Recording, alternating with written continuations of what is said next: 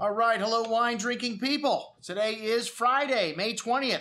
Just one day before the end of the world, folks. So what are you going to drink on your very last night here? Well, just joking, of course. I don't know. A lot of rhetoric going around in the news about that. And, you can't believe everything that you hear, folks. All right. And, hey, speaking of that, we've got a new segment for you, a new Ask Ward, an animated Ask Ward. I don't know how we got, Flavio got Ward animated, but let's check it out. Ask Ward. Ask Ward. Ward, is co-fermentation the same as blending? No, blending and co-fermentation are quite different. Blending involves the mixing of different grape varietals after they have been individually fermented.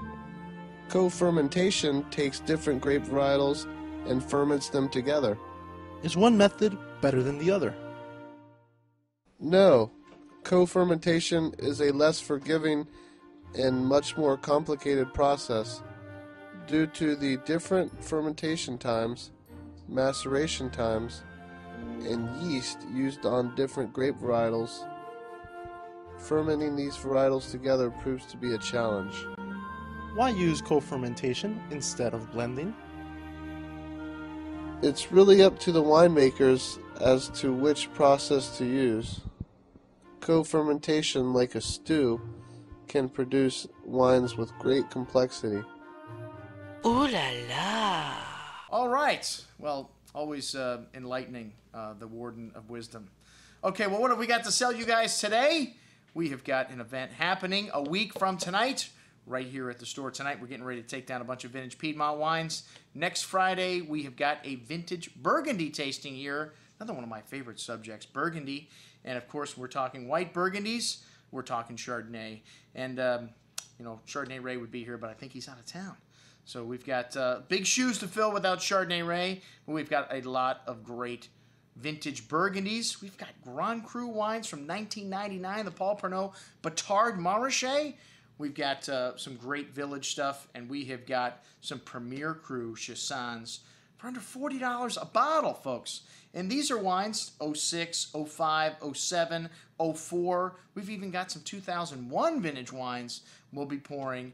And, I've test drove all these wines. You have to have a taste for older wines, I think, to appreciate older white Burgundies. But, this is where the Chardonnay grape hits its zenith in Burgundy.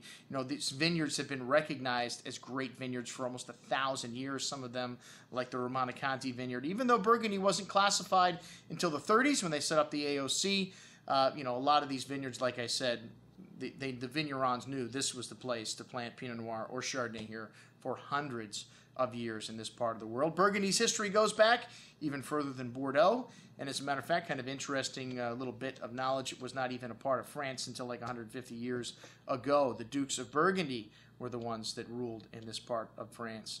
And, a fabulous part of France to visit, albeit a little bit cold and rainy some of the times of the year. There's a beautiful culture there, and the people in Burgundy, very down to earth. They're just farmers, man. You go there and visit them, and you really see that these people, their nails are dirty. They're in there working not only in the vineyards, but in the cellar themselves. When you only make a few hundred cases, in some cases, or a few thousand cases of wines, these are not production facilities like you see in Bordeaux where they make 20, 30,000 cases of one wine. In Burgundy, much more difficult to sell, to market and sell 10, 12 different wines, which many of the small producers have 10 or 12 different wines. A winery like a big negociant like Louis Jadot, they've got a couple hundred wines, a couple hundred different wines. Well, Burgundy is the ultimate study in terroir and expression of terroir, and we're going to have several great producers, wines on the table, several great vintages. So check it out, everything that we've got to offer you that we're going to be drinking next Friday night here at the store. I'm your host, Andrew Lamposoni, signing off for the Wine Watch, saying remember, always drink the good stuff first.